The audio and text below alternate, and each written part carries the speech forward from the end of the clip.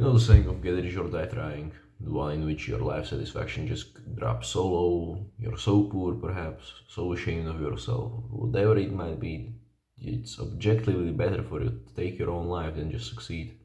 It happens after a thing called the FTE, and F this moment, which means just the deepest valleys you have ever faced, the deepest valleys of dissatisfaction, of shame, of everything bad.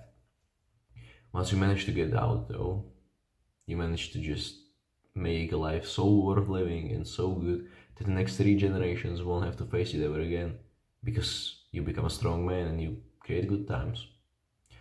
After that, you use the downwards momentum to redirect it upwards. But there is for some reason another type of FTE, another type of get rich or die trying. This one is just get rich. This one happens after your life satisfaction was so low and for so long that there's no just reason for you to end yourself, because what, your life would be only suffering. The only thing you can do is just win, and win so horrendously and so terrifically that your entire bloodline will have to ever do something again. This is the second stage of the FTE. You get to stage 1, it's get rich or die trying, but then you stay at the baseline, stay at the valley, at the lowest point for so long that just, no, you don't want to do it. Because all of your life would be just suffering and pain and just, what's there more to it? It's, you weren't born just to suffer, born to make it, and you know that. And during one night perhaps, when you're crying or something like this, the thought might occur at you, like, what would I do? Like, there's no way I could actually do it. I have to improve. So it's not like get rich or die trying, achieve your goal or die trying to make it. It's achieve it, and you're willing to do everything for it. Why should you listen to me on this matter? And my first FTE about 2.5 years ago. I was depressed, lonely, and addicted, and yeah, I managed to turn my life around. I managed to get jacked, improve my social skills, and actually get a girl. All of this in just a span of 6 months. You might be just trying to do this, and yeah, let me tell you, it's entirely worth it. Right now, about a month ago, I actually had a second kind, and yeah, that's why I started all of this. So, how do you get this? As I said, you have to suffer, you have to sacrifice everything, you just have to live at the valley for so long that it just occurs to you. And when it does, you'll know it. Because it's just like this epiphany, like a word from God, almost. The more precise things are just, research the thing that make the best people that you want to compete with, that you want to overtake. What makes them so special? What have they done that you don't? And after some time of just this research, you start to notice some facts, you start to notice some patterns and all of this, and it starts to be more simple. After it becomes it, you know, it just, they're also human. Only thing that separates them from you is that, yeah, they started sooner. And once you know what to do, you then start. But then, you might increase your ambitions even more. You might be like even better than them. You might want it. You might just want to do it faster, everything like this.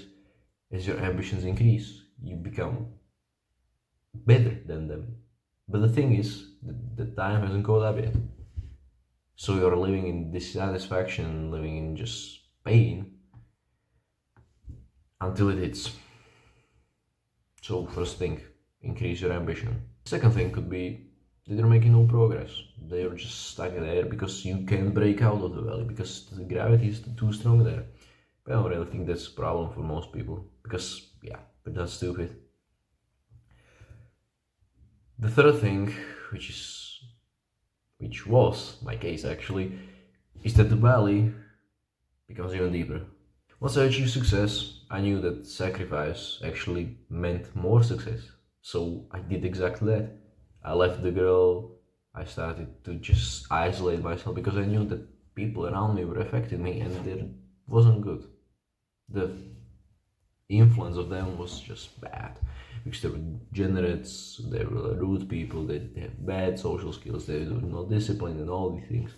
And from there, which was my first valley, I managed to isolate myself, dump the girl, still exercise though.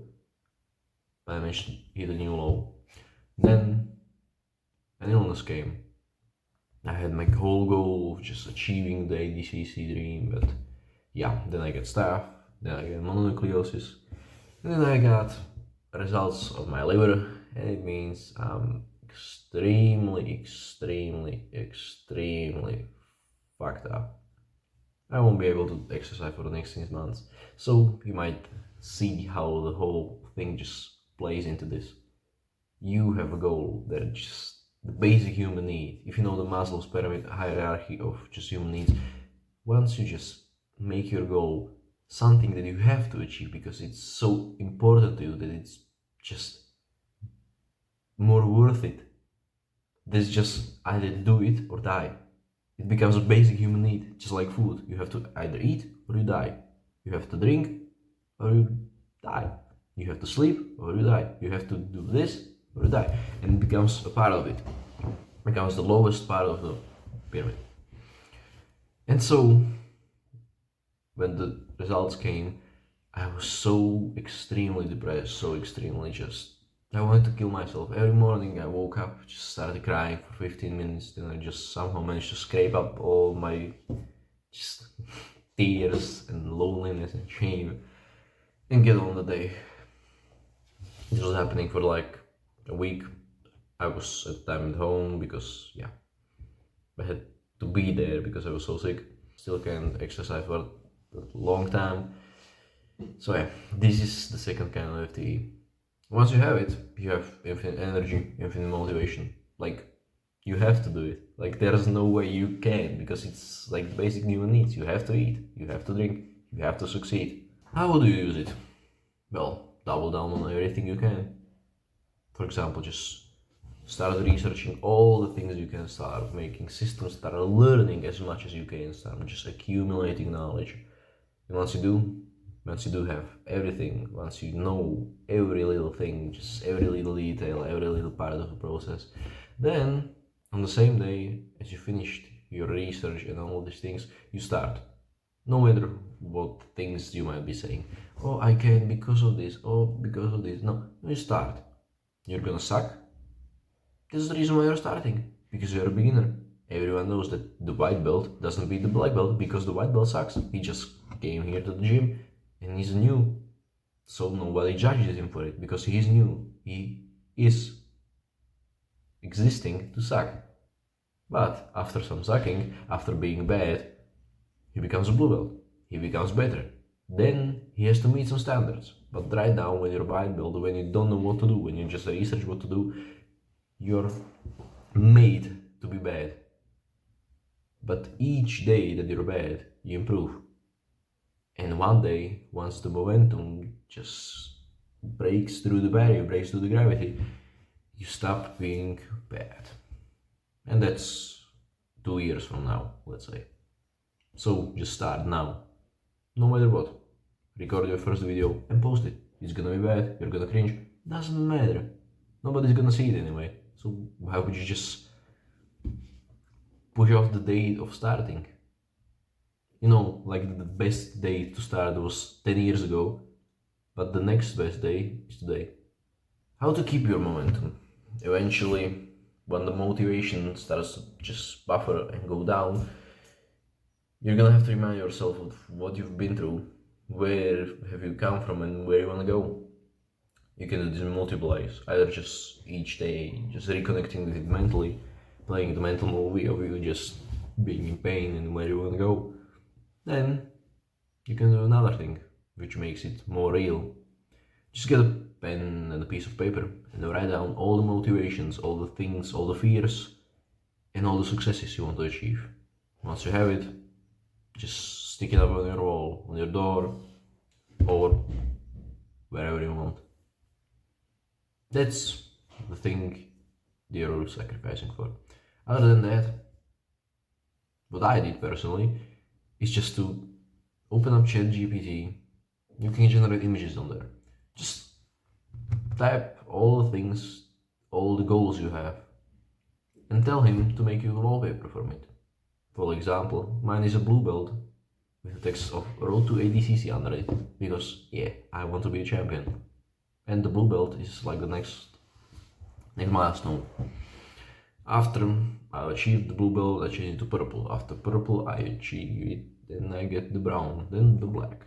After that, the ADCC belt or the ADCC medal, and just make it so that every time you open up your phone, you have it there, and it just slaps you into reality. It reminds you have to do this. You've sacrificed all the things you can. You can't just give up now, because this is gonna be extremely difficult. We're gonna have to suffer. You're gonna have to want to end it all and just leave the world behind, go to other worldly planes and all. But if you manage to go through it and endure through it, you use your discipline, use your grit, everything, the goals, the successes, the rewards are all too worthy, and you're gonna want them and you're gonna enjoy them. It's gonna get some time, it's gonna take some discipline, but yeah, it's worth it, trust me. Even though I haven't actually achieved them yet,